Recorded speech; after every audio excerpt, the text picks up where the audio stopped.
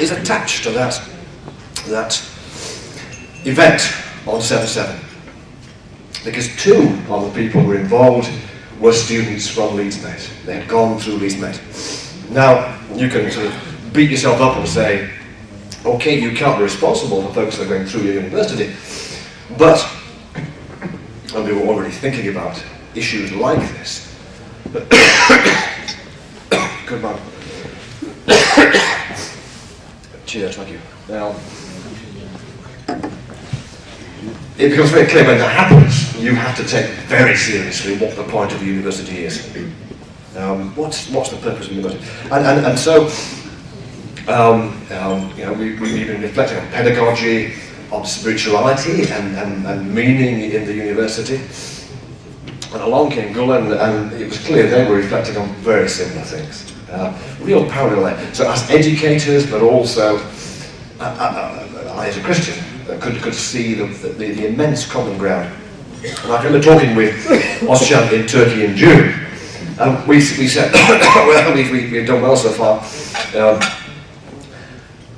And it stands by itself, this event, this few days. Whatever happens next, if it's been worthy in itself, then that's it. You know, we don't have to achieve this, that, and the other. You know, the quality of the relationship is the key thing.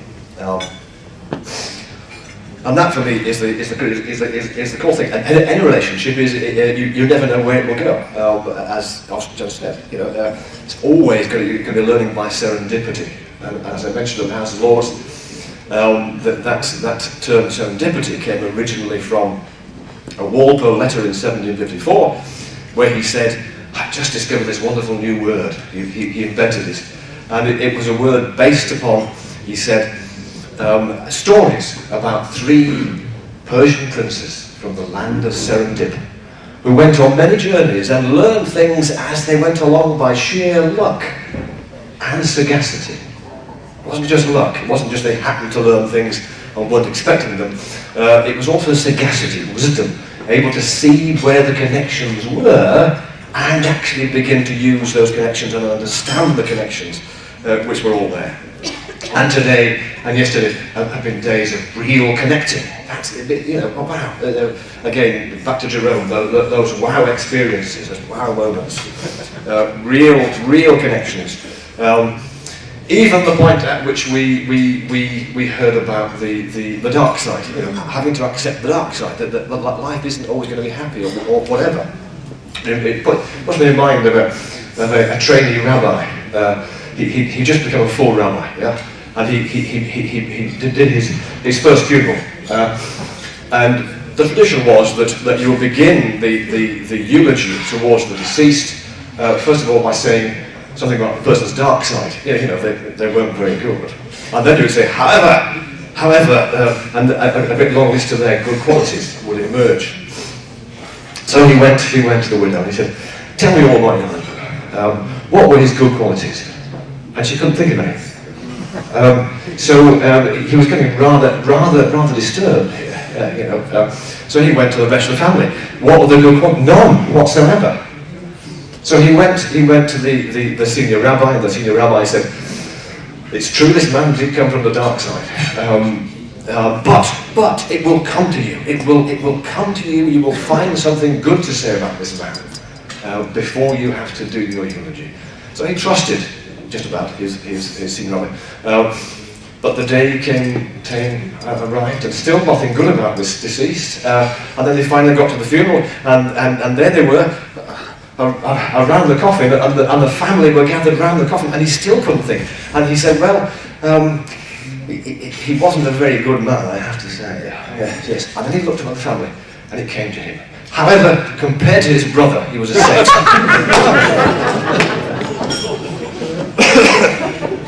Because I have ways of dealing with the dark side. But the other great thing, and I'll say 2 more things, and then I'll push off. The other great thing that for me came through in our conference was this whole notion of communication is more than words, and you can have silent dialogue. And I was thinking of again, back to Jerome's sort of thought experiments. Jerome, wherever he is, where is he seems to have thought experiments every 2 seconds. They put me in mind of that great historical occasion several centuries ago when the Pope decreed that all the Jews had to convert to Catholicism or leave Italy. There was a huge outcry from the Jewish community, so the Pope offered a deal. He would have a religious debate with the leader of the Jewish community. If the Jews won, they could stay in Italy. If the Pope won, they would have to leave or convert. The Jewish people met and picked an aged but wise Rabbi Moshe to represent them in the debate. However, as neither spoke either person's language, they agreed it would be a silent dialogue and debate. On the chosen day, the Pope and Rabbi Moshe sat opposite each other. The Pope raised his hand and showed 3 fingers. Rabbi Moshe looked back and raised 1 finger. Next, the Pope waved his finger around his head, and the rabbi pointed to the ground where he sat. The Pope then brought out a communion wafer and a chalice of wine. Rabbi Moshe pulled out an apple. With that, the Pope stood up and declared that he was beaten.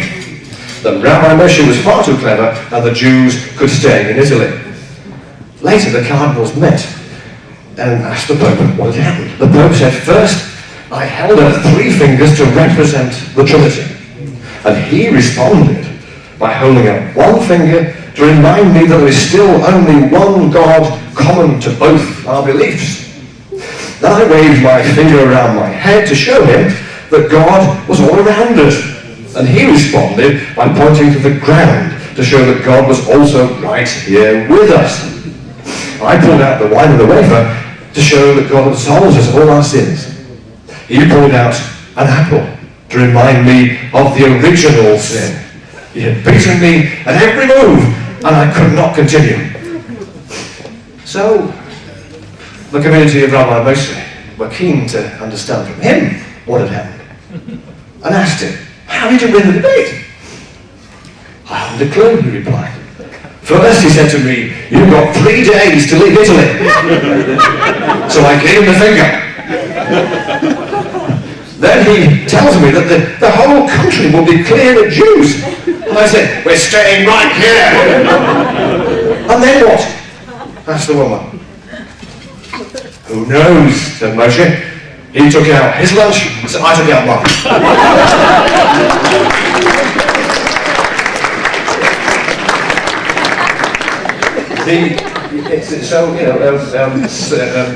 Non-verbal communication and dialogue can be tricky, sure. But to be encouraged nonetheless. But the final point I want to make is very briefly is that I think we're also very clearly focusing, as Gulen does, on accountability and responsibility. These are core to the whole creative response to the other, the creative actions and so forth. Real accountability, and ultimately, of course, we are accountable at the end of time. This is crucial. Which again reminds me of a story. A story about Ian Paisley. Some of you may have heard it before. Ian Paisley, the great Northern Ireland Protestant preacher. I once actually went to his church. It was the day after New College Edinburgh had lost to Queen's Belfast 7-1 at football. And so we felt we needed penance. So we went to Ian's church. The story goes, Paisley, a great rousing preacher, says to his congregation, "And at the end of time, there will be weeping and wailing and gnashing of teeth." He speaks like that, gnashing of teeth. A little lady in the congregation said, Mr. Paisley, please, I have no teeth." He says, "Madam, teeth will be provided."